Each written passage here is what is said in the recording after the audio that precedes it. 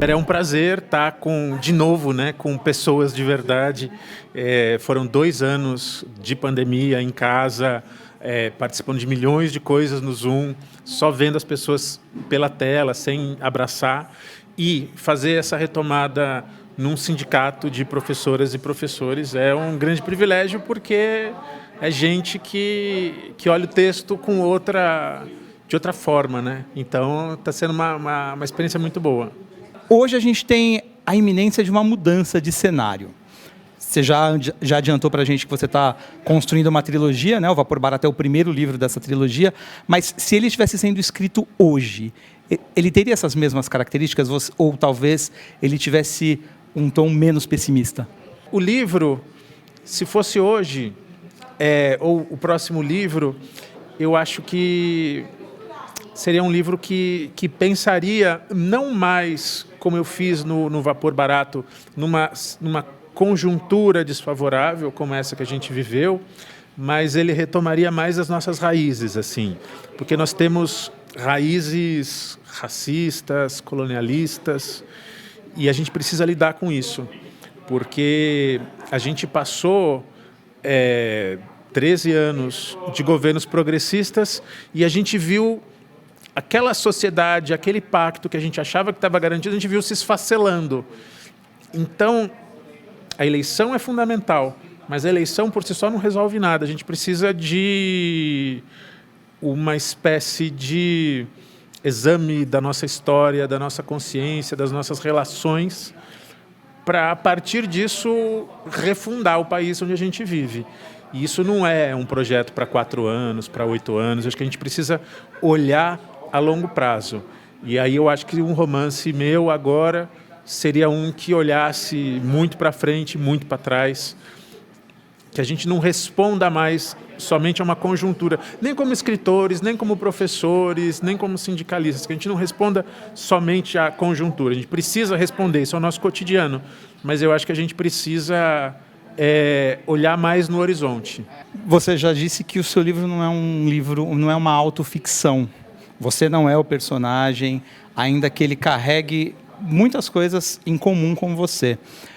Existe alguma coisa no livro autobiográfico? Para um livro fazer sentido, ele precisa ir além do umbigo do autor, né? Tem que dizer coisas que façam sentido para os leitores, para as leitoras, senão não justifica nem a publicação.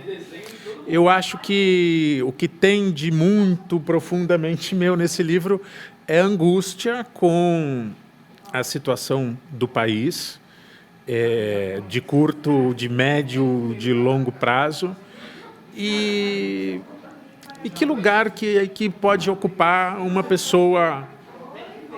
Quando eu digo uma pessoa como eu, são milhões de pessoas como eu nesse país. Eu sou filho de imigrantes nordestinos. O personagem, eu fiz questão de colocar isso, de colocar traços da infância. Meus pais são retirantes e eu sempre vivi na periferia de São Paulo. E depois estou aqui nesse universo da cultura letrada sempre fora de lugar, né?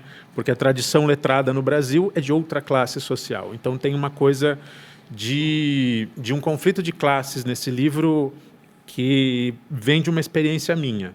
Vem de uma experiência minha, por não ser branco, por não ser dos centros urbanos. Minha família vem de Mata Grande, no sertão de Alagoas. Eu acho que isso é uma marca importante. Você tem esperança no futuro do Brasil?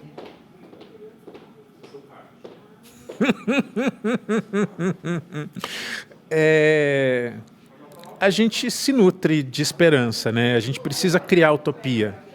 Eu acho que a gente pode construir esperanças, a gente pode construir utopias. A gente vive numa sociedade capitalista, liberal ao extremo.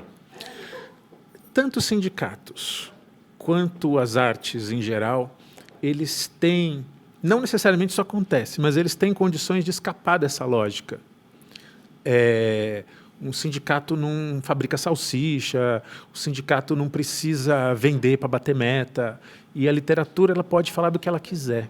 Eu acho que a gente tem um lugar privilegiado, as artes e os movimentos sociais, e aí isso inclui os sindicatos, têm uma posição privilegiada de poder pensar a sociedade fora de uma lógica do produtivismo.